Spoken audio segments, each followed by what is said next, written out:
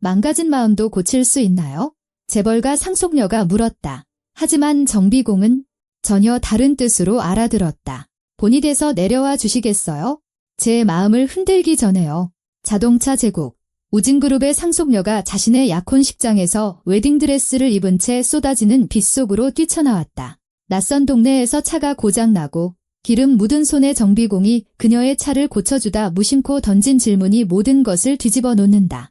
괜찮아요. 단 한 번도 누구도 그녀에게 물어보지 않았던 말이었다. 그녀는 다른 사람의 이름을 대고 일주일, 한 달을 머무르며 사랑에 빠지지만 그는 그녀가 누구인지 모른다. 그리고 진실이 밝혀졌을 때 선택은 불가능해진다. 이야기를 시작하기 전에 오늘 당신이 세계 어느 곳에서 이 이야기를 보고 있는지 댓글로 남겨주세요. 최수연은 2억 원짜리 드레스를 입고 줄의 단상 앞에 서서 속이 무너져 내리는 것을 느꼈다. 200명의 하객, 크리스탈 샹들리에, 오케스트라, 에콰도르에서 공수해온 꽃, 그리고 수많은 카메라. 강태민은 언제나처럼 완벽하게 미소 짓고 있었다. 줄의 선생님이 서약을 낭독했다. 수연은 듣지 않고 약혼자의 손을 보고 있었다. 그가 끄는 것을 잊은 휴대폰 화면이 반짝였다. 그녀의 사촌, 김유나에게서 온 메시지였다. 그 멍청이랑 결혼은 언제 끝나? 오늘 밤에 보고 싶어. 수연은 그 자리에 얼어붙었다. 태민은 눈치채지 못한 채 계속 미소 짓고 있었다. 그녀는 휴대폰을 집어들어 메시지 창을 열었다. 조용히 한 줄 한 줄 읽어 내려갔다. 쟤 진짜 한심해. 내 말 한마디 한마디를 다 믿잖아. 결혼식 끝나면 신탁 자금에 접근할 수 있게 돼. 그러고 나서 이혼하면 그만이야. 걘 눈치도 못 챌걸. 당신은 천재야. 사랑의 이수연은 고개를 들어 태민을, 그리고 자신의 어머니를, 하객들을 바라보았다. 모두 그녀의 대답을 기다리고 있었다. 그녀는 한 걸음 뒤로 물러섰다. 수연아. 여태민이 얼굴을 찌푸렸다. 지금 뭐 하는 거야? 그녀는 휴대폰을 들어 화면을 보여주며 크고 또렷하게 말했다. 내가 진작 했어야 할 일을 하는 거야? 식장은 순식간에 얼어붙었다. 수연은 뒤도 돌아보지 않고 천천히 출구를 향해 걸었다. 어머니가 소리쳤다. 최수연, 당장 돌아와. 태민이 그녀의 팔을 잡으려 했다. 수연은 그를 밀쳐냈다. 다시는 내 몸에 손대지 마. 그녀는 식장을 빠져나와 빗속 거리로 나섰다. 드레스는 물을 먹어 무거워졌고 구두는 미끄러웠다. 그녀는 멈추지 않고 차까지 달려가 운전석에 앉아 시동을 걸었다. 경호원이 달려왔다. 아가씨, 어디 가십니까? 수연은 엑셀을 밟았다. 차는 앞으로 튀어나갔다. 그녀는 어디로 가는지도 모른 채 그저 달렸다. 식장에서, 사람들에게서, 그녀가 선택하지 않은 삶으로부터 멀리. 비는 점점 거세졌고 길은 흐릿했다. 수연은 속도를 줄이지 않았다. 눈물이 시야를 가렸고 손은 떨렸다. 갑자기 엔진이 컥컥거리기 시작했다. 차가 덜컹거리다 멈춰섰다. 수연은 핸들을 내리쳤다. 아니, 지금은 안 돼. 다시 시동을 걸어보려 했지만 차는 죽은 듯 조용했다. 그녀는 창밖을 내다보았다. 낯선 동네, 낡은 건물들, 어두운 거리. 그때 전화가 울렸다.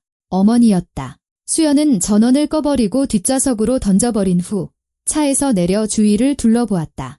멀리 불빛이 보였다. 서준의 카센터. 수연은 맨발로 그곳을 향해 걸었다. 드레스 자락이 빗물 웅덩이에 끌렸다. 문은 살짝 열려 있었다.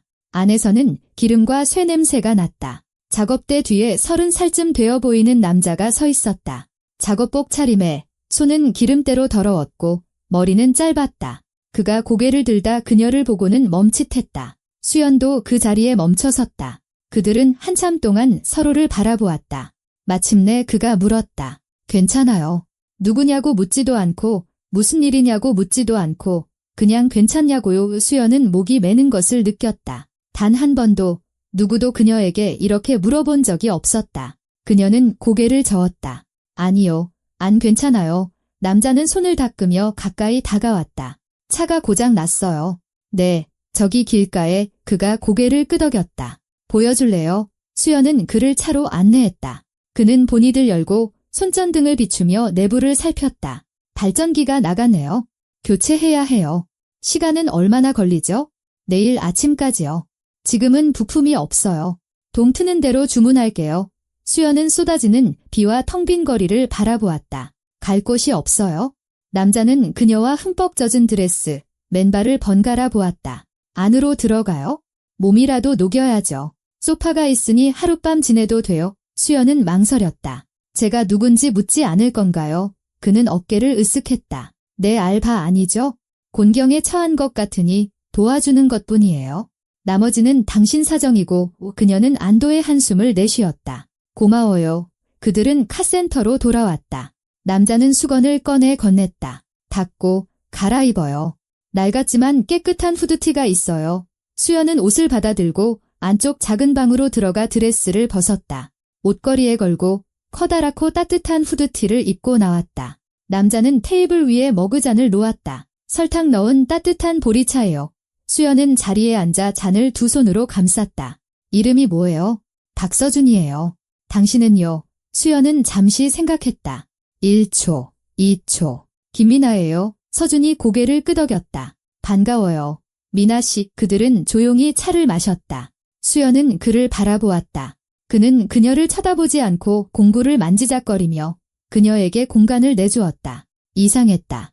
몇 년 만에 처음으로 곁에 있는 남자가 질문을 퍼붓지도 자신을 평가하지도 무언가를 요구하지도 않았다. 그저 곁에 있어 줄 뿐이었다. 서준 씨, 그녀가 조용히 말했다. 도와줘서 고마워요. 별 말씀을요. 푹 쉬어요. 차는 내일 해결하죠. 수연은 소파에 누워 낡은 담요를 덮고 눈을 감았다. 빗소리, 공구소리, 그리고 고요함을 들었다. 몇 년 만에 처음으로 안전하다고 느꼈다. 아침은 조용히 찾아왔다. 수연은 커피 냄새에 잠에서 깨어 눈을 떴다. 서준이 창가에 서서 거리를 내다보고 있었다. 좋은 아침이에요. 그녀가 말했다. 그가 돌아보았다. 좋은 아침. 커피 마실래요? 네, 고마워요. 그는 커피를 따라 머그잔을 건넸다. 부품은 1시간 뒤에 도착해요. 점심때쯤이면 차는 고쳐질 거예요. 수연은 고개를 끄덕였다. 알겠어요. 그들은 조용히 커피를 마셨다. 그러다 서준이 물었다. 뭔가 중요한 일에서 도망친 거죠? 수연은 굳었다. 왜 그렇게 생각해요? 비싼 웨딩드레스, 맨발. 당신은 그냥 곤경에 처한 게 아니라 도망친 거예요. 수연은 시선을 떨궜다. 내 약혼식에서 도망쳤어요. 상대가 나쁜 사람이었어요. 돈 때문에 날 이용한 거짓말쟁이였죠. 서준은 고개를 끄덕였다. 그럼 잘한 거네요.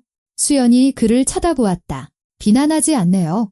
뭐료, 정직함으려. 사람들은 두려움, 편안함, 돈 때문에 몇 년이고 거짓 속에서 살아요. 당신은 진실을 선택했어요. 그건 용기지. 나약함이 아니에요. 그의 말이 마음 깊숙이 파고들었다. 수연은 마음속 무언가가 부드러워지는 것을 느꼈다. 고마워요. 서준이 미소 지었다. 천만에요. 1시간이 흘렀다. 부품이 도착했고 서준은 수리를 시작했다. 수연은 그가 일하는 모습을 지켜보았다. 자신감 있고 침착하고 서두르지 않았다. 정비공 일은 오래 했어요? 10년이요. 하지만 전 그냥 정비공이 아니라 엔지니어예요. 공대를 졸업하고 대기업에서 일하다가 그만뒀어요. 왜요? 서준은 손을 닦았다. 그 사람들은 일부러 2년만 지나면 고장 나도록 차를 만들었어요. 사람들이 새 차를 사게 하려고. 계획적 구식화라는 거죠. 그런 사기에 동참할 수 없었어요. 수연은 놀랐다. 원칙 때문에 경력을 포기했다고요? 네, 이제는 다른 사람들이 망가뜨린 걸 고쳐요. 물건들이 더 오래 살 수 있도록 돕죠. 이게 더 정직하잖아요. 수연은 존경과 감탄이 어린 눈으로 그를 바라보았다. 그런 사람은 처음 봐요. 어떤 사람이요? 돈 대신 양심을 선택하는 사람이요. 서준이 씩 웃었다. 돈은 있다가도 없는 거지만 양심은 남는 거니까요. 그래야 발 뻗고 잘 수 있죠. 수연은 웃음을 터뜨렸다. 아주 오랜만에 처음이었다. 점심때쯤 차는 수리를 마쳤다. 서준이 본이들 닫았다. 다 됐어요. 이제 갈 수 있을 거예요. 수연은 일어섰다. 얼마를 드려야 하죠? 서준은 크지 않고 정직한 금액을 불렀다. 수연은 돈을 꺼내 건넸다. 서준은 돈을 받아 서랍에 넣었다. 고맙습니다. 조심해서 가세요. 수연은 차에 타서 시동을 걸었다. 엔진이 살아났다. 그녀는 서준을 바라보았다. 그는 입구에 서서 그녀를 보고 있었다. 서준 씨, 그녀가 말했다. 내일 차 점검하러 다시 와도 될까요? 그가 미소 지었다. 물론이죠. 언제든지 와요. 수연은 차를 몰고 떠났다. 하지만 이미 알고 있었다. 반드시 돌아올 것이라고. 이곳, 이 작은 카센터에서 처음으로 자신이 살아있다고 느꼈기 때문이다. 상속녀도, 약혼녀도, 다른 사람의 손에 들린 인형도 아닌 그저 김미나라는 한 여자, 한 사람으로서. 저녁에 수연은 허름한 모텔에 들렀다. 서류 없이 현금으로 방을 잡고 침대에 누워 천장을 바라보았다. 서준을, 그의 말을, 그가 뿜어내던 평온함을 생각했다. 더 이상 집도, 가족도, 미래도 없다는 사실을 떠올렸다. 하지만 이상하게도 두렵지 않았다. 처음으로 자유를 느꼈다. 전화가 울렸다. 모르는 번호였다. 수연이 받았다. 여보세요. 수연아, 엄마야. 어디 있니? 모두 너를 찾고 있어? 찾을 필요 없어요. 전 영원히 떠났으니까. 내가 미쳤구나. 태민이는 널 용서할 준비가 됐어. 돌아와. 우리가 다 해결할게. 수연은 웃었다. 용서. 뭐료? 제가 진실을 알게 된 거려? 태민 씨한테는 유나랑 결혼하라고 전해주세요. 둘이 아주 잘 어울리잖아요. 수연아, 넌 모든 걸 망치고 있어? 명성, 사업, 가족까지. 제가 망치는 건 거짓말이에요. 당신들이 몇 년 동안 쌓아 올린 거짓말. 이제 그게 무너지고 있고 전 막지 않을 거예요. 그녀는 전화를 끊고 전원을 껐다. 누워서 눈을 감았다. 내일은 서준에게 돌아갈 것이다. 이상한 소음, 점검, 무엇이든 핑계를 댈 것이다. 돌아가는 것이 중요했다. 그 카센터에서 평생 찾아 헤매던 것을 찾았기 때문이다. 사랑도, 돈도, 지위도 아닌, 괜찮아요. 라고 물어봐주고 진심으로 그 답을 알고 싶어 한 사람을. 일주일이 지났다. 수연은 매일 카센터에 돌아왔다. 이상한 소리가 난다. 배터리가 방전됐다. 오일을 점검해달라며 핑계를 댔다. 서준은 쓸데없는 질문을 하지 않고 점검하고 고쳐주고 대화를 나눴다. 그들은 커피를 마시며 차에 대해, 인생에 대해, 꿈에 대해 이야기했다. 수연은 그를 천천히 조심스럽게 알아갔다. 그는 혼자 살았고 부모님은 돌아가셨다. 누나는 다른 도시에 살았다. 그는 밤낮으로 일하며 사업 확장을 위해 돈을 모으고 있었다. 사람들이 물건을 버리는 대신 고쳐 쓸 수 있는 정비공이 사기꾼이 아니라 조력자가 되는 정직한 카센터 체인을 여는 것이 꿈이었다. 수연은 감탄하며 들었다. 그는 너무나 달랐다. 그녀의 세계에 있던 남자들과는 전혀 달랐다. 거짓말하지 않고 가식적이지 않고 돈으로 사람을 평가하지 않고 있는 그대로의 그녀를 봐주었다. 어느 날 그녀가 물었다. 서준 씨, 혹시 혼자예요? 그가 씩 웃었다. 상태상으로는 그렇죠. 근데 느낌상으로는 아니에요. 제게는 일이 있고 목표가 있으니까. 그게 삶을 채워주죠. 사랑은요? 서준은 생각에 잠겼다. 오래전에 있었는데 잘 안 됐어요. 그녀는 안정을 원했고 저는 정직함을 원했죠. 맞지 않았어요. 수연은 고개를 끄덕였다. 이해해요. 그가 그녀를 바라보았다. 그 약혼식 이후로 돌아갈 생각은 없어요. 수연은 고개를 저었다. 네, 절대로요. 깨달았어요. 당신을 제대로 봐주지 않는 사람과 함께하느니 혼자인 게 낫다는 거요. 서준이 미소 지었다. 현명한 말이네요. 그들은 말없이 서로를 바라보았다. 두 사람 사이에 무언가 변하고 있었다. 천천히, 눈에 띄지 않게, 하지만 분명히 변하고 있었다. 수연은 그것을 느끼며 두려워하면서도 희망을 품었다. 서준은 그녀가 가면이나 역할이 아닌 있는 그대로의 자신으로 있을 수 있게 해준 첫 번째 남자였기 때문이다. 그것은 두려우면서도 동시에 아름다운 일이었다. 수연은 8일째 되는 날에도 카센터에 돌아왔다. 서준이 작업대에서 고개를 들고 미소 지었다. 또 이상한 소리가 나요. 수연은 어색해했다. 네, 보닛 아래에서 나는 것 같아요. 서준은 손을 닫고 차로 다가가 보닛을 열고 엔진 소리를 듣더니 닫았다. 미나 씨, 차는 괜찮아요. 아주 완벽한 상태예요. 수연은 시선을 떨궜다. 알아요. 서준이 그녀를 유심히 바라보았다. 그럼 왜 계속 오는 거예요? 그녀는 고개를 들었다. 솔직히 말하면 여기가 편안해서요. 여기서는 가면 없이, 기대 없이 제 자신으로 있을 수 있거든요. 서준은 말이 없다가 고개를 끄덕였다. 이해해요. 들어와요. 커피 타줄게요. 그들은 안으로 들어갔다.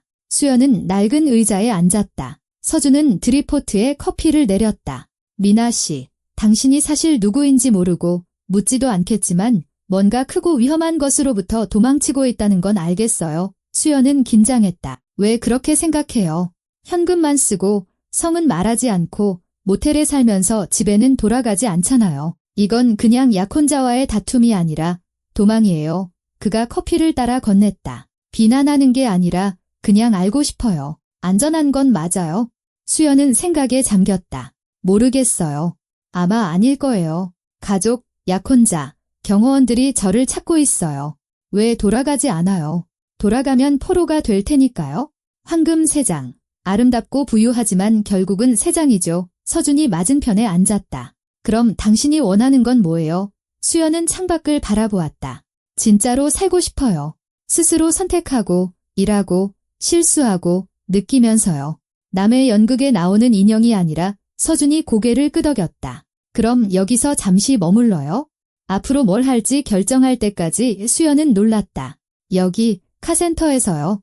아니요. 위층에 비어있는 방이 있어요. 월세로 내줄 수 있어요. 비싸지 않게. 수연은 망설였다. 서준 씨, 짐이 되고 싶지 않아요. 짐 안 될 거예요. 카센터 일을 돕거나 맞은편 카페에서 일해도 되고요. 거기서 웨이트리스 구하던데 사장님이 좋은 분이에요. 쓸데없는 건 안 물어볼 거고요. 수연은 한숨을 내쉬었다. 좋아요. 한번 해볼게요. 서준은 방을 보여주었다. 작고 깨끗했다. 침대, 책상, 마당이 보이는 창문. 수연은 주위를 둘러보았다. 완벽해요. 고마워요. 별 말씀을요. 환영해요. 미나 씨. 다음 날 수연은 카페에 취직했다. 사장 오미경은 50대쯤에 친절하고 소박한 여성이었다. 경험은 있어요. 아니요. 하지만 빨리 배울게요. 미경이 고개를 끄덕였다. 좋아요. 수습으로 하루 일해보고 그 다음에 결정하죠. 수연은 아침부터 저녁까지 일했다. 주문을 받고 음식을 나르고 테이블을 치웠다. 팔은 아프고 다리는 퉁퉁 부었지만 불평하지 않았다. 처음으로 자신의 손으로 정직하게 돈을 벌고 있었다. 저녁에 미경이 말했다. 아주 잘하네요. 계속 일해요. 수연이 미소 지었다. 감사합니다. 일이 끝난 후 그녀는 카센터에 들렀다. 서준은 낡은 오토바이를 고치고 있었다. 오늘 하루 어땠어요? 힘들었지만 좋았어요. 서준이 씩 웃었다. 익숙해져요. 정직한 일은 항상 힘들지만 정직하죠. 수연이 옆에 앉았다. 서준 씨, 뭐 하나 물어봐도 돼요? 물론이죠. 왜 저를 도와주는 거예요? 제가 누군지 어디서 왔는지도 모르잖아요.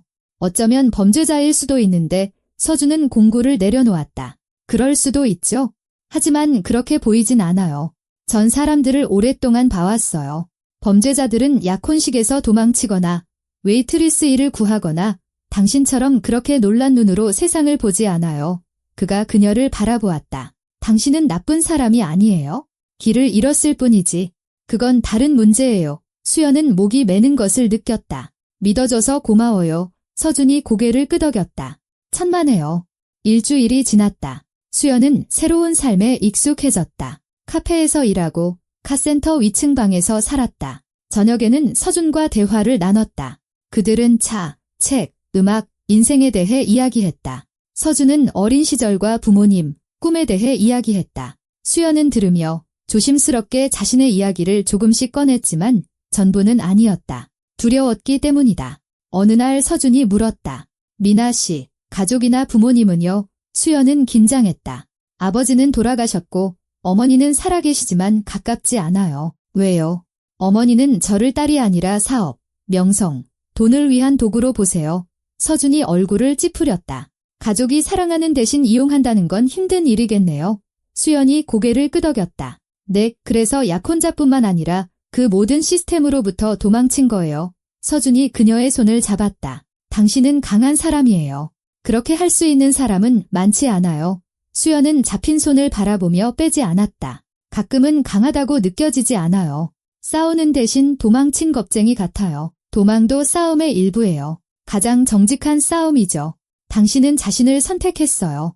돈도, 지위도 아닌 바로 당신 자신을요. 그의 말이 그녀를 따뜻하게 하고 지지해주고 힘을 주었다. 수연은 그의 손을 꽉 잡았다. 고마워요. 서준 씨 모든 게요. 그가 미소 지었다. 천만에요. 그는 그녀의 손을 놓지 않았다. 한 달이 더 지났다. 수연은 동네의 일부가 되었다. 카페 단골들의 이름을 외우고 미경의 장보기를 돕고 저녁에는 카센터 청소를 했다. 서준은 그녀의 존재에 익숙해졌고 이제는 그녀 없는 하루를 상상할 수 없었다. 그들은 육체적으로나 감정적으로 더 가까워졌다. 우연한 스침, 긴 눈맞춤, 이유 없는 미소. 어느 날 저녁 서준이 제안했다. 미나 씨, 나랑 같이 갈래요? 내일 도시 외곽에서 열리는 레트로 자동차 랠리가 있는데 수연은 놀랐다. 랠리요? 네, 마니어들이 모여서 오래된 차들을 보여주고 운전하고 경쟁도 해요. 재미있을 거예요. 수연은 웃음을 터뜨렸다. 그런 데는 한 번도 가본 적 없어요? 그럼 지금이 딱이네요. 갈래요? 그녀가 고개를 끄덕였다. 갈래요. 다음 날 그들은 이른 아침에 출발했다. 서준은 낡은 지프를 몰았다. 수연은 옆자리에 앉았다. 머리카락을 스치는 바람, 라디오에서 흘러나오는 음악. 그녀는 길과 들판, 하늘을 바라보며 진정으로 자유롭다고 느꼈다. 서준 씨, 데려와줘서 고마워요. 그가 미소 지었다. 와줘서 고마워요.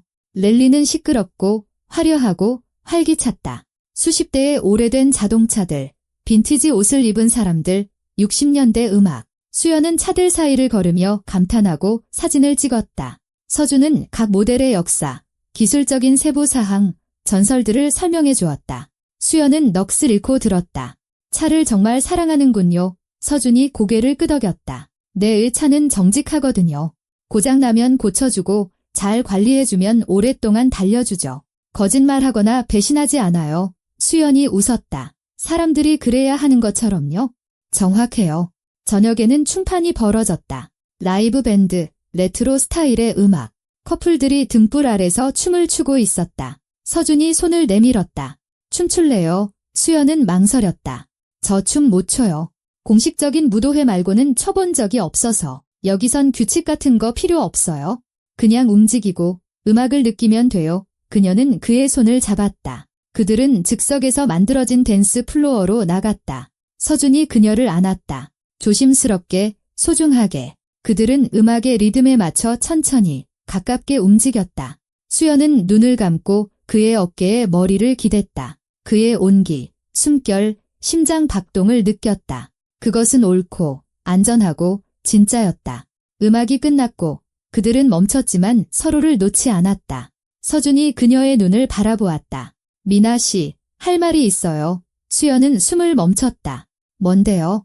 당신이 사실 누구인지, 어디서 왔는지, 왜 여기 있는지 모르지만 당신은 제게 중요해요. 아주 많이요.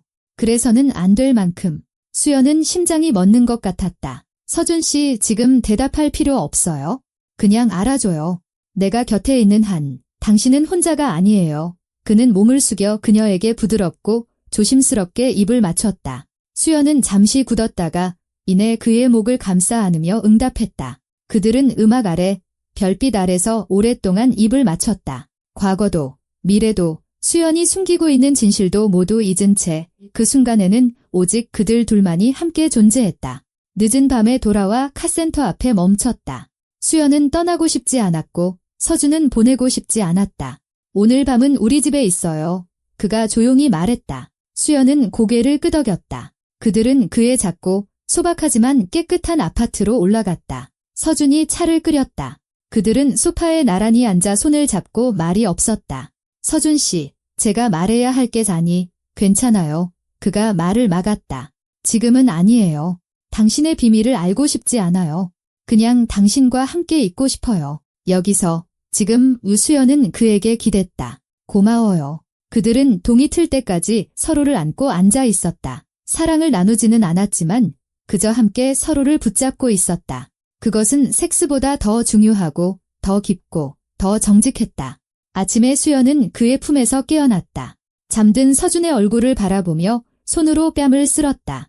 그녀는 이미 그를 깊고 절망적으로 사랑했지만 말하기가 두려웠다. 그가 진실을 알게 되면 모든 것이 무너질 것을 알았기 때문이다. 그녀는 김미나가 아니라 수십억의 상속녀 최수연, 서준이 그토록 경멸하는 사기와 계획적 구식화, 탐욕으로 가득 찬 자동차 기업 우진그룹 회장의 딸이었다. 그가 알게 되면 그녀를 미워하고 밀어낼 것이다. 수연은 눈을 감고 조용히 울었다. 서준이 깨어나 그녀의 눈물을 보았다. 미나 씨, 무슨 일이에요? 수연은 얼굴을 닦았다. 아무것도 아니에요. 그냥 행복해서요. 아주 오랜만에 서준이 그녀를 더 꽉 안았다. 그럼 울지 마요.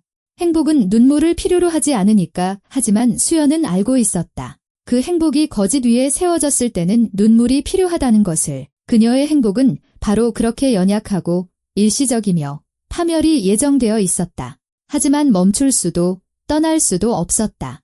끝이 정해져 있다는 것을 알면서도 그를 너무나 사랑했다.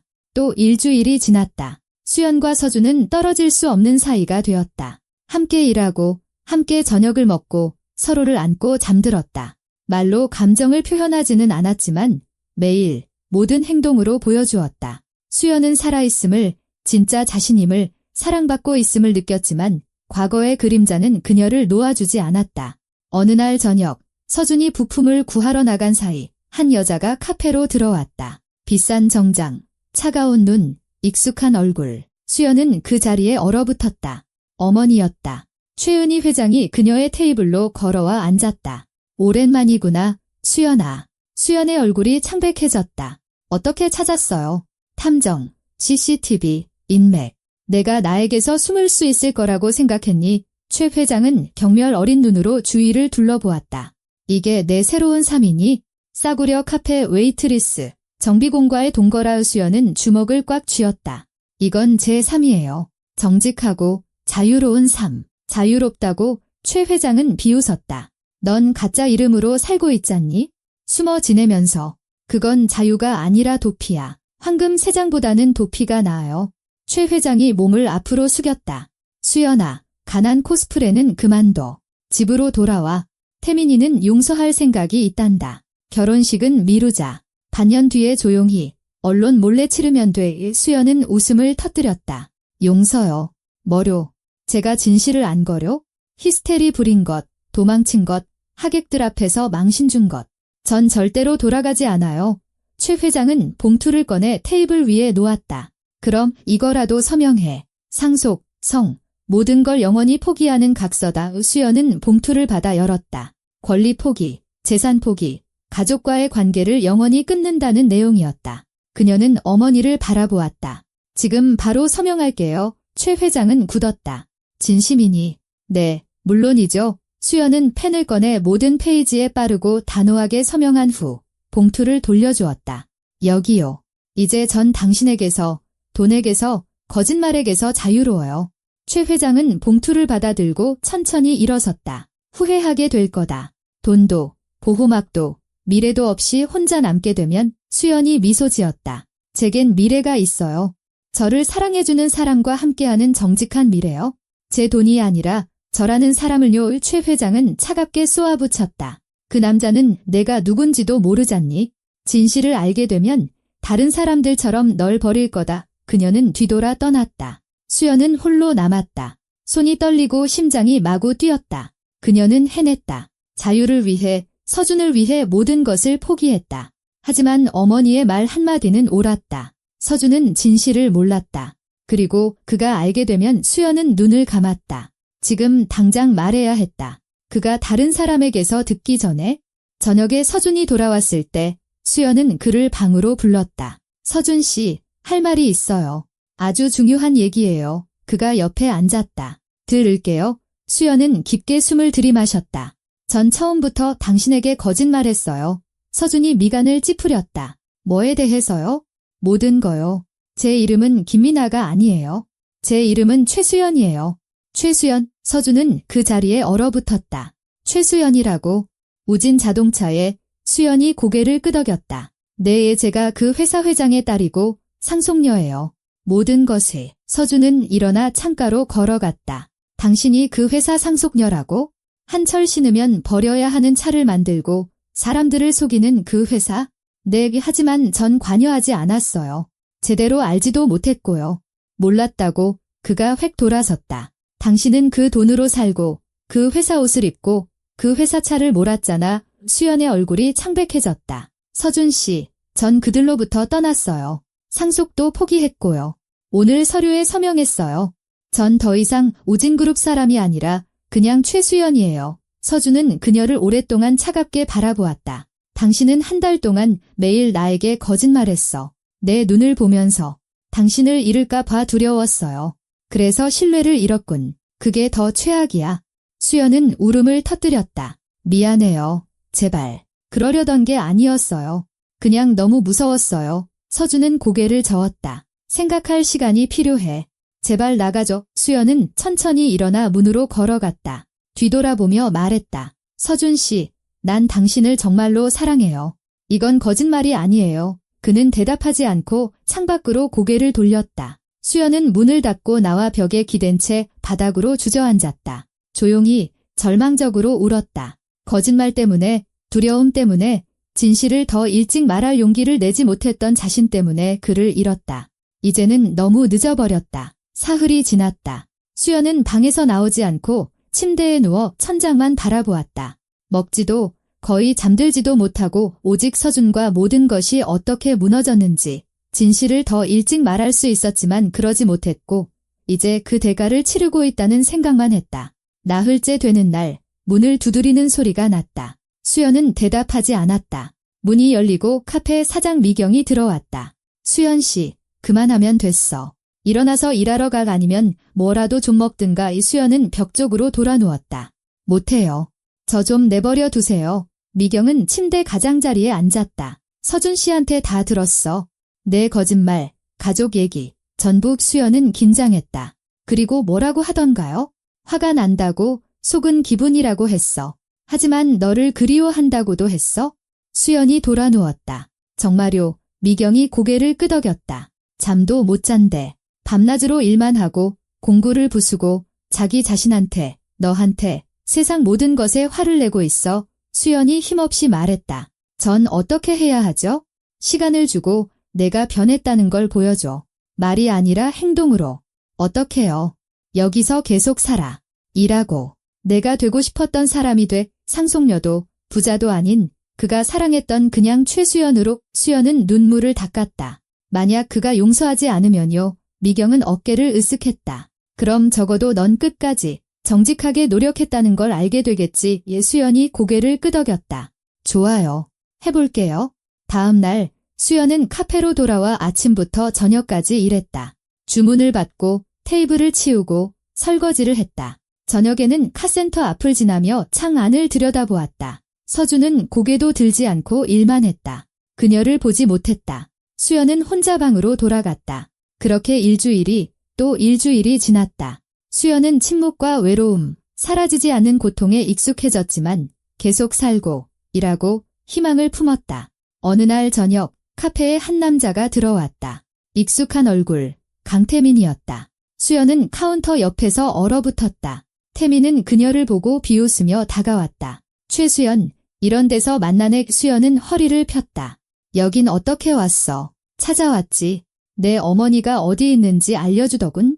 한번 와보기로 했어. 그는 주위를 둘러보았다. 이게 내 새로운 삶이라니. 이틀이쓰라. 참 한심한 꼴이군. 이수연은 주먹을 꽉 쥐었다. 내 아내가 되는 것보다 나아. 예태미는 웃음을 터뜨렸다. 아직도 삐쳤어. 수연아. 난 거래를 제안했고 넌 거절했지?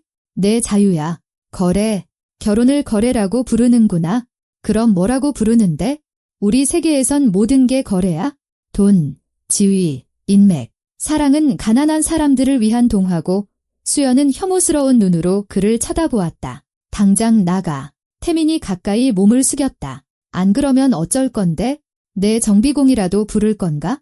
너랑 말도 안 섞는 그 남자 말이야. 수연은 그의 뺨을 손바닥으로 세게 내리쳤다. 태민은 비틀거리며 얼굴을 문질렀다. 경찰 부르기 전에 꺼져. 태민은 몸을 바로 하고 재킷을 바로 잡았다. 후회하게 될 거다. 최수연. 돈도, 가족도, 그 멍청한 정비공도 없이 완전히 혼자 남게 되면 그는 돌아서서 나갔다. 수연은 거친 숨을 몰아쉬며 서 있었다.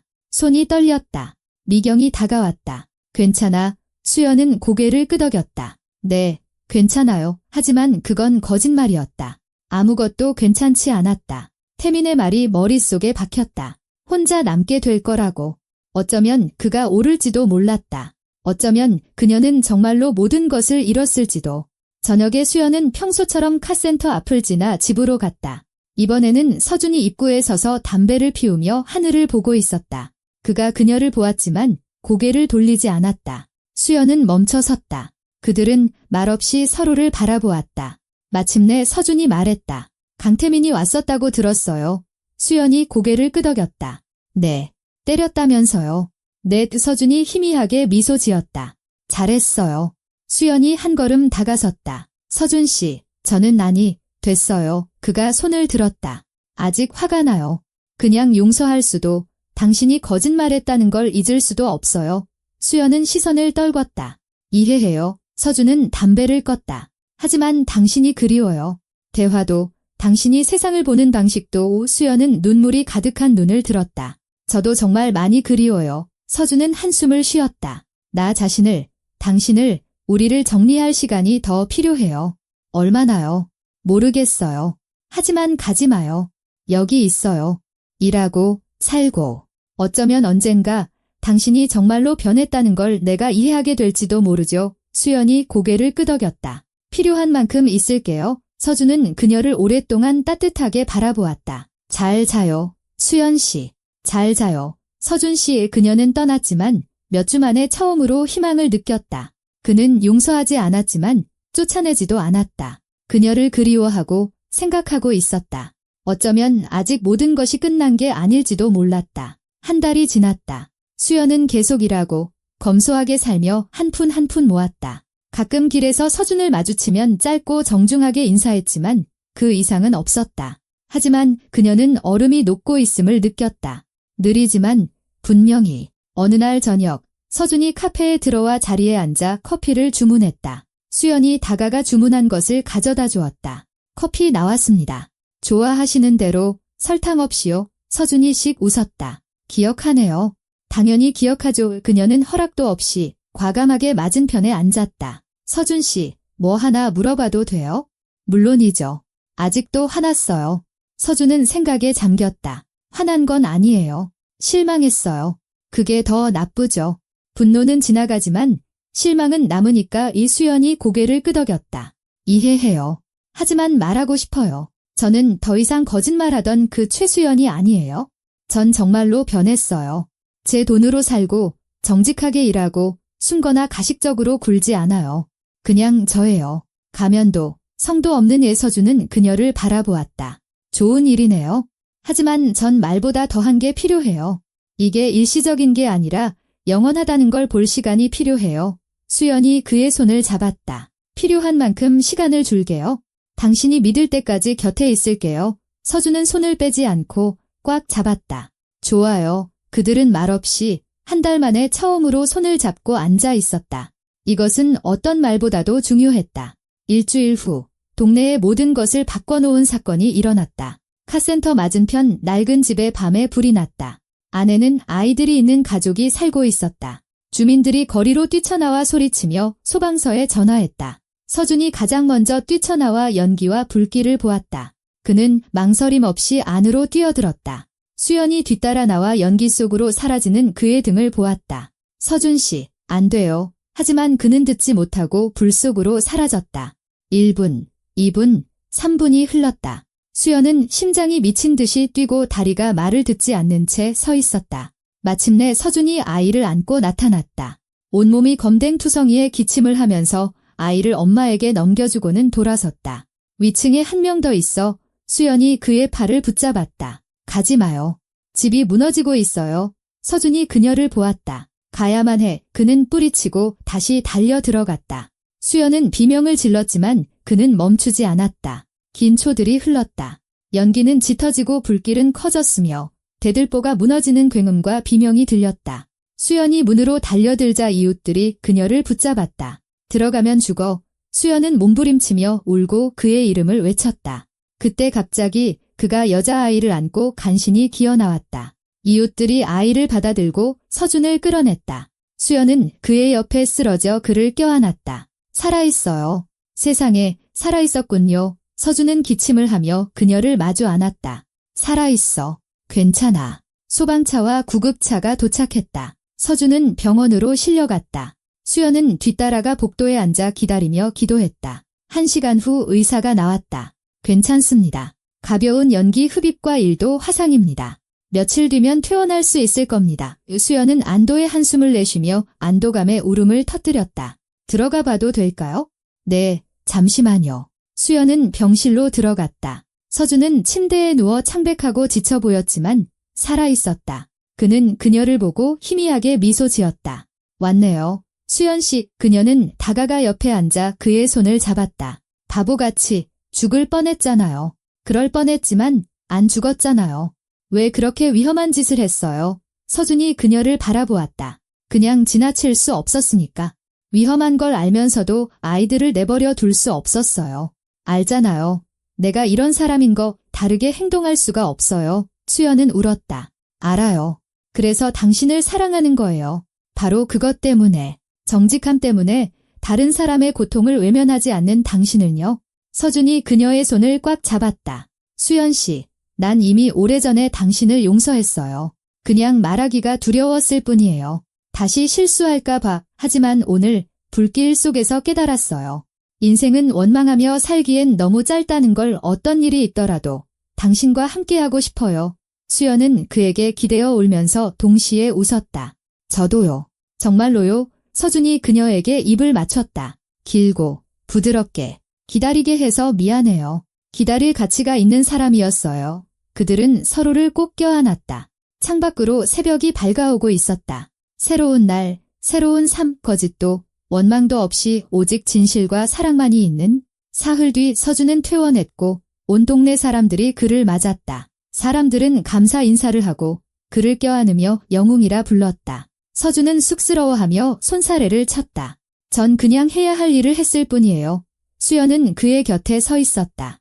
이 남자의 모든 것을 자랑스러워하고 사랑했다. 저녁에 그들은 카센터로 돌아와 낡은 테이블에 앉아 차를 마셨다. 수연 씨, 뭐 하나 물어볼 게 있어요. 정말로 상속을 영원히 포기한 거예요? 네, 서류에 서명했어요. 제가 직접 번 돈 말고는 아무것도 없어요. 서준이 고개를 끄덕였다. 좋아요. 그럼 우린 동등하네요. 둘 다 돈도 없고 손으로 일하고 정직하고. 그가 그녀의 손을 잡았다. 당신과 함께 인생을 만들어가고 싶어요. 빠르지도 쉽지도 않겠지만 정직하게 함께요. 수연은 눈물 사이로 미소 지었다. 저도요. 서준은 주머니에서 작은 상자를 꺼내 열었다. 안에는 단순한 은반지가 있었다. 다이아몬드도 금도 아니고 그냥 은이에요. 제가 지금 살 수 있는 전부죠. 하지만 이건 우리처럼 정직해요. 수연은 반지를 그리고 그를 바라보았다. 수연 씨, 나와 결혼해 줄래요? 돈 때문도 지위 때문도 아니고 사랑 때문에, 오직 사랑 때문에. 수연은 울며 고개를 끄덕였다. 네, 1000번이라도, 네. 서준은 그녀의 손가락에 반지를 끼워주고 손등에 입을 맞췄다. 그들은 오랫동안 서로를 꼭 껴안았다. 창밖에는 비가 내리고 있었다. 수연이 도망치고 차가 고장나고 서준이 괜찮아요? 라고 물었던 그 첫날 밤처럼 이제 그녀는 정직하게 대답할 수 있었다. 네, 괜찮아요. 난생 처음으로. 한 달이 지나고 그들은 동네에서 작고 소박한 결혼식을 준비했다. 가까운 사람들, 미경, 이웃들, 서준의 친구들만 초대했다. 수연은 직접 단순하고 하얀 꾸밈없는 드레스를 만들었다. 서준은 축하 파티를 위해 카센터를 준비하고 장식하고 청소했다. 모두가 도와 음식과 꽃, 음악을 가져왔다. 호화로운 결혼식은 아니었지만 따뜻하고 진실된 결혼식이었다. 결혼식 전날 한 여자가 카센터로 찾아왔다. 익숙한 수연의 어머니였다. 수연은 입구에서 굳었다. 최은희 회장은 경호원도 비싼 정장도 없이 평범한 코트 차림으로 문턱에 혼자 서 있었다. 그녀는 딸을 바라보았다. 오랜만이구나. 수연아의 수연은 몸을 곧게 폈다. 어머니, 여긴 어쩐 일이세요? 최 회장은 한숨을 쉬었다. 사과하고 모든 것에 대해 용서를 구하러 왔다. 수연은 믿을 수 없었다. 용서요? 어머니가요? 최 회장이 고개를 끄덕였다. 그래, 내가 몇 년 동안 틀렸었다. 너를 통제하고 이용하고 사랑하지 않고 보지 못했어. 그녀는 한 걸음 다가섰다. 하지만 내가 떠나고 나서야 깨달았다. 내가 가진 것 중 유일하게 의미 있던 것을 잃었다는 걸. 돈도 사업도 아닌 내 딸을. 수연은 무슨 말을 해야 할지 몰라 침묵했다. 최 회장은 말을 이었다. 돌아오라고, 당장 용서해달라고 하는 게 아니야. 그냥 너를, 진짜 너를 내가 만들려고 했던 모습이 아닌 너를 알아갈 기회를 달라는 거야. 수연은 서준을 보았다. 그는 말없이 곁에서 그녀를 지지하고 있었다. 그녀는 어머니에게로 돌아섰다. 좋아요. 하지만 길고 힘들 거예요. 신뢰는 하루아침에 회복되지 않으니까. 최 회장이 고개를 끄덕였다. 안다. 기다릴 준비가 되어 있어. 수연은 한 걸음 다가가 어머니를 안았다. 조심스럽게, 짧게. 와주셔서 감사해요. 최 회장은 더 꽉 마주 안았다. 기회를 줘서 고맙다. 그들은 서로에게서 떨어졌다. 결혼식에 오실래요? 수연이 물었다. 최 회장은 놀랐다. 그래도 되겠니? 네, 비난하거나 평가하지 않고 그냥 엄마로만 있어주겠다고 약속하신다면요. 최 회장은 몇 년 만에 처음으로 진심으로 미소 지었다. 약속하마. 결혼식은 따뜻하게 치러졌다. 작은 공간, 30명의 하객, 라이브 음악, 소박한 음식. 수연은 하얀 드레스를, 서준은 깨끗한 셔츠를 입고 있었다. 그들은 하객들 앞에 서서 손을 잡았다. 미경이 직접 쓴 정직한 서약을 낭독했다. 돈이나 지위 때문이 아니라 그저 서로를 사랑하겠다고 약속합니까? 약속합니다. 그들이 함께 말했다. 힘들 때에도 정직하겠다고 약속합니까? 약속합니다. 그럼 두 사람이 부부가 되었음을 선포합니다. 신부에게 키스하세요. 서준은 하객들의 박수 속에서 수연에게 길게 입을 맞췄다. 최 회장은 한쪽에 서서 조용히 기쁨의 눈물을 흘렸다. 딸이 처음으로 진정으로 행복해하는 모습을 보았다. 저녁 하객들이 돌아가고 수연과 서준은 단둘이 남아 카센터 현관에 앉아 별을 바라보았다. 행복해요. 서준이 물었다. 수연은 그에게 기댔다. 아주 많이요. 당신은요? 나도요. 그들은 말없이 서로를 안고 앉아 있었다. 수연은 자신의 삶이 어떻게 변했는지 생각했다. 몇 달 만에 약혼식에서 도망치고 모든 것을 잃고 자기 자신과 사랑, 정직함을 찾았다. 이제 그녀는 그냥 최수연, 정비공의 아내, 카페 웨이트리스, 돈도 지위도 없지만 진짜 행복을 가진 사람이었다. 서준이 그녀의 정수리에 입을 맞췄다. 그 삶이 아니라 나를 선택해줘서 고마워요. 수연이 미소 지었다. 괜찮아요. 라고 물어봐줘서 고마워요. 아무도 물어본 적 없었는데 서준이 그녀를 더 꽉 안았다. 이제 매일 물어볼게요. 그리고 대답이 내가 되도록 지켜볼게요. 수연이 웃었다. 좋아요. 그들은 별빛 아래 현관에 앉아 있었다. 새로운 삶은 이제 막 시작되고 있었다. 정직하고 힘들지만 행복한 삶. 행복은 돈이 아니라 당신의 비밀을 알면서도 여전히 사랑해주는 곁에 있는 사람이기 때문이다. 수연은 그런 사람을 찾았고 다시는 놓치지 않을 것이다. 결혼 후 반년이 지났다. 수연과 서준은 카센터 위층에서 살며 일하고 사업 확장을 위해 돈을 모았다. 삶은 단순하고 소박하고 행복했다. 그러던 어느 날 아침 문을 두드리는 소리가 났고 문턱에는 정장을 입은 남자가 서 있었다. 최수연 씨 되십니까? 이제 박수연입니다만 저는 어머님의 변호사입니다. 중요한 일로 찾아왔습니다. 이수연은 그를 안으로 들였다. 어머님께서 사흘 전 심장마비로 돌아가셨습니다. 수연은 그 자리에 얼어붙었다. 네, 장례는 어제 치렀습니다. 삼가 조의를 표합니다. 수연은 의자에 주저앉았다. 서준이 그녀의 어깨를 감쌌다. 변호사는 말을 이었다.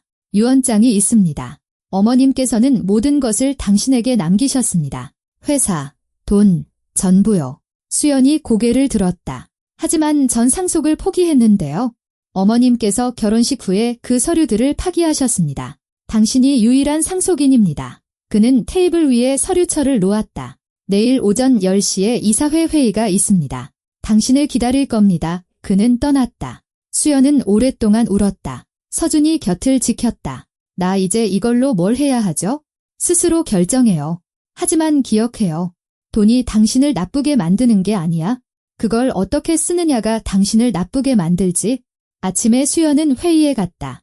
회의실, 20명의 이사들, 모두가 그녀를 쳐다보고 있었다. 지금 회사 상황은 어떻습니까? 수연이 물었다. 수익은 안정적입니다. 계획적 구식화는 계속하고 있습니다. 이익 극대화를 위해서죠. 수연이 미간을 찌푸렸다. 그러니까 일부러 고장나는 차를 만들고 있다는 겁니까? 물론입니다. 업계 표준이죠. 우리에게는 아닙니다. 오늘부로 우리는 오래가는 고품질의 차를 생산할 겁니다. 한 이사가 웃었다. 수익이 떨어질 겁니다. 그건 유토피아입니다. 수연이 일어섰다. 제가 최대 주주입니다. 동의하지 않는 분은 나가셔도 좋습니다. 아무도 일어나지 않았다. 내일 엔지니어들과 회의를 하겠습니다. 새로운 전략을 논의하죠. 그녀는 회의실을 나왔다. 손이 떨렸다. 시스템에 도전장을 던진 것이다. 저녁에 서준에게 이야기하자 그가 말했다. 당신이 자랑스러워요. 용감한 결정이었어. 전 두려워요. 그럼 우리 다시 같이 시작하면 돼. 예전처럼. 한 달이 지났다. 수연은 밤낮으로 일하며 생산 라인을 바꾸고 계획적 구식화를 없애고 보증기간을 10년으로 늘렸다. 오래가는 차라는 슬로건으로 첫 모델을 출시했다. 반응은 예상 밖이었다. 처음에는 회의적이었지만 곧 열광으로 바뀌었다. 사람들은 정직함 때문에 차를 샀다. 3개월 후 수익은 20% 증가했다. 하지만 경쟁사들이 공격을 시작했다. 어느 날 저녁 어머니의 전 파트너였던 한상철에게서 전화가 왔다. 당신 회사를 사고 싶소. 5조에 팔지 않습니다. 그럼 시장을 통해 당신을 짓밟아 주겠소. 수연은 전화를 끊었다. 일주일 후부터 문제가 시작됐다. 공급업체들이 거래를 거부하고 은행들은 대출을 동결했다. 언론은 거짓 기사를 쏟아냈다. 한상철은 시스템을 통해 그녀를 압박했다. 수연은 싸웠지만 지쳐갔다. 어느 날 밤 그녀는 무너졌다. 사무실에서 울고 있을 때 서준이 들어와 그녀를 안았다. 더는 못하겠어요. 한상철은 모든 걸 가졌는데 전 정직하고 싶다는 마음뿐이에요. 그게 가장 강한 무기야. 그 뒤에는 사람들이 서 있어. 어떤 사람들이요? 당신이 도와준 사람들. 그냥 도움을 요청하기만 하면 돼. 다음 날 수연은 인터넷을 통해 인터뷰를 하고 한상철과 압박에 대한 진실을 밝혔다. 만약 여러분이 정직함을 믿는다면 우리를 지지해주세요. 친구들에게 말해주고 정직함이 힘이 있다는 걸 보여주세요. 영상은 하루 만에 100만 뷰를 기록했다. 사람들은 대대적으로 응답했다. 지지를 표하고 차를 샀다. 기자들은 한상철의 비리들을 파헤쳤다. 그의 명성은 무너졌다. 한 달 후 그는 파산을 선언했다. 수연은 고소해야 하지 않고 그저 계속 일했다. 회사는 성장했지만 정직함을 잊지 않았다. 1년이 지났다. 수연은 서준의 카센터 현관에 서 있었다. 이제 그곳은 젊은 정비공들을 위한 교육센터가 되어 있었다. 서준이 그곳을 이끌며 정직하게 차를 고치는 법을 가르쳤다. 무슨 생각해요? 그가 물었다. 인생이 얼마나 변했는지요. 확실히 더 좋은 쪽으로. 서준이 그녀에게 입을 맞췄다. 그때 도망친 거 후회해요. 수연이 웃었다. 단 1초도요. 인생 최고의 결정이었어요. 그들은 서로를 안고 서 있었다. 수연은 깨달았다. 행복은 돈이나 지위에 있는 것이 아니라 양심에 따라 사는 것. 진짜 당신을 사랑해주는 사람과 함께하는 것이라고. 그녀는 그 두 가지를 모두 찾았고 다시는 놓지 않을 것이다. 2년이 지났다. 회사는 번창하여 시장의 선두주자가 되었다. 정직함 덕분이었다. 수연과 서준은 사무실과 카센터, 정장과 작업복이라는 두 세계를 오가며 살았다. 하지만 모든 것이 완벽하지는 않았다. 어느 날 저녁, 수연은 지치고 녹초가 되어 늦게 집에 돌아왔다. 서준은 소파에 말없이 앉아 있었다. 다녀왔어요. 수연이 말했다. 미안해요. 회의가 길어져서. 서준은 대답이 없었다. 수연이 옆에 앉았다. 무슨 일이에요? 서준이 그녀를 보았다. 수연 씨, 내가 성공한 여성 사업가의 액세서리, 남편이 된 것 같아. 파트너가 아니라? 수연은 굳었다. 그게 무슨 말이에요? 당신은 16시간씩 일하고 잠만 자러 집에 오잖아. 우리는 대화도 안 하고 같이 시간도 안 보내고. 우수연은 시선을 떨궜다. 미안해요. 그럴 생각은 아니었는데. 그냥 일이 너무 많아서. 일은 항상 많을 거야. 문제는 우선순위지. 예수연은 목이 매는 것을 느꼈다. 내가 당신을 잊었다는 말이에요. 서준이 그녀의 손을 잡았다. 우리가 서로를 잃어가고 있다는 말이야? 천천히. 난 그러고 싶지 않아. 수연은 울음을 터뜨렸다. 나도 그러고 싶지 않아요. 하지만 어떻게 해야 할지 모르겠어요. 회사, 당신, 내 삶, 전부 다. 서준이 그녀를 안았다. 그럼 같이 찾아보자. 당신 혼자가 아니라 우리가 함께. 다음 날 수연은 이사회를 소집했다. 제 근무 시간을 변경하겠습니다. 저녁 6시까지만 일할 겁니다. 주말은 오직 가족을 위한 시간입니다. 이사들은 놀랐다. 하지만 회사는 괜찮을 겁니다. 부사장을 고용하고 권한을 위임하세요. 전 로봇이 아니라 가족과 삶이 있는 사람입니다. 그녀는 일어섰다. 만약 회사가 제3 전체를 요구한다면 그럴 가치가 없는 회사입니다. 그날 이후로 수연은 제 시간에 집에 돌아왔다. 그들은 서준과 함께 저녁을 먹고 대화하고 웃었다. 주말에는 예전처럼 카센터에서 함께 차를 고쳤다. 수연은 이것이 옳다고 느꼈다. 일과 사랑 사이의 균형. 1년이 지났다. 수연은 새로운 프로젝트를 발표했다. 전국적인 정직한 자동차 정비 체인 책임자로 서준을 임명했다. 당신은 이걸 어떻게 해야 할지 알잖아요. 정직하게, 품질 좋게요. 이건 당신의 꿈이에요. 실현해요. 서준이 그녀를 안았다. 믿어줘서 고마워요. 내가 나 자신을 잃지 않게 해줘서 고마워요. 그들은 반년 만에 첫 번째 센터를 열었고 이어서 두 번째, 세 번째 센터를 열었다. 사람들은 멀리서도 찾아왔다. 이곳에서는 속이지 않는다는 것을 알았기 때문이다. 또 2년이 지났다. 수연은 한 기업가 컨퍼런스 무대에 서서 자신의 이야기를 했다. 약혼식에서의 도피, 카센터, 그리고 서준에 대해서 저는 모든 것을 잃었습니다. 돈, 지위, 가족. 하지만 가장 중요한 것을 찾았죠. 바로 제 자신, 사랑, 그리고 정직함입니다. 청중은 박수를 쳤다. 발표 후 젊고 겁에 질린 한 여성이 그녀에게 다가왔다. 저도 약혼식에서 제가 선택하지 않은 삶에서 도망치고 싶어요. 하지만 두려워요. 수연은 그녀의 손을 잡았다. 두려워도 도망치세요. 두려움은 지나가지만 남의 세상 속에서의 삶은 끝나지 않아요. 여성은 울며 수연을 안았다. 감사합니다. 저녁에 수연은 집에 돌아왔다. 서준이 저녁 식사를 차려놓고 기다리고 있었다. 발표는 어땠어요? 좋았어요. 한 젊은 여성을 도와준 것 같아요. 서준이 미소 지었다. 당신은 많은 사람을 돕고 있어.